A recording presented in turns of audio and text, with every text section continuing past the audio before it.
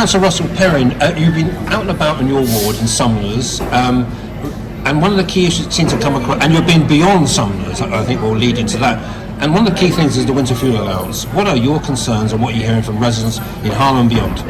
Yeah, it's a real concern. I mean, the fact that the Labour government's decided to abolish the universal winter fuel allowance with virtually no notice whatsoever for people to be able to make accommodations in this fiscal cycle is really mean, and it's probably one of the meanest things that I've seen the government ever do.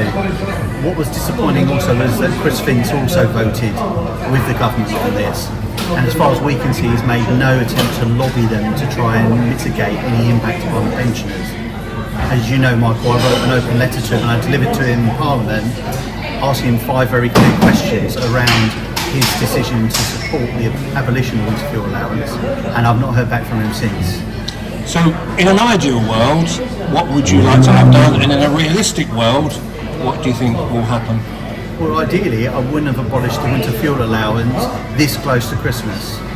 And they say it takes on average 20 minutes to fill in the forms for pension credit. I've had a look at those forms, they're very difficult, and there's a 2-month waiting list idea for people to get onto pension credit. By the way, if anyone's watching this and they're concerned about it, they should still apply for pension credit if they think they're eligible. But my point is, it's not leaving people very long to get plans in place. It's cold out there at the moment, and there will be pensioners. There's 14,000 of them that we estimate that are being affected by this change directly, and the government hasn't moved to support them. I don't think it's right. And what do you think the council itself, I mean, I know you're here in an individual capacity, but do you think the council can do anything, or any other people can do anything? Well, I moved a motion through Forfeit Council the other week where we set out a raft of things that I wanted the council to do to be able to support residents in terms of signposting to support, and the Conservative group on the council voted unanimously to support that, and indeed the leader of the council has been acting on that motion and putting things in place. I'm also writing to him and to ask him where he's got with all of that, and I should be getting a response soon. So the Conservatives there have been very supportive. The Harlow Labour group voted against my motion, which again was disappointing because we all agree that we need to support our pensioners through this winter.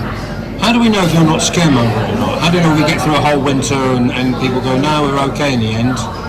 Well, we can already see that before the abolition of the winter fuel allowance, there are many pensioners that were making the decision to heat their homes or eat, as they say. Well, you remove that support, it's only going to make matters worse. It's only a logical conclusion from that. There aren't enough people claiming pension credit. There are people that need support to do that. They need time to do that, Michael. They've been given no time. That's the main point here, is the lack of time. And it's not just me saying it, Age UK are saying this as well. And they've published a whole raft of research upon the impact. We're not just talking about the average pension as well, although 14,000 in Harlow. There are 200,000 disabled pensioners up and down the country that have higher energy needs because they may have lifting equipment in their home or special needs like that. That's going to adversely affect those people as well, and that's part of the letter I wrote to Chris Finch, which I'm waiting for a response on. And so will you, it's now early November, but yourself and colleagues around the country, is this more a coordinated approach right through this winter to keep on the Labour government's tails? Absolutely. I mean, the local Conservatives are doing their bit. The Conservative Party nationally is doing their bit, but there are a raft of charities as well, third-party sectors. This isn't just a party political thing, although I happen to represent a political party. This is something that many charities up and down the country are saying is not right, it's not fair, it's unjust.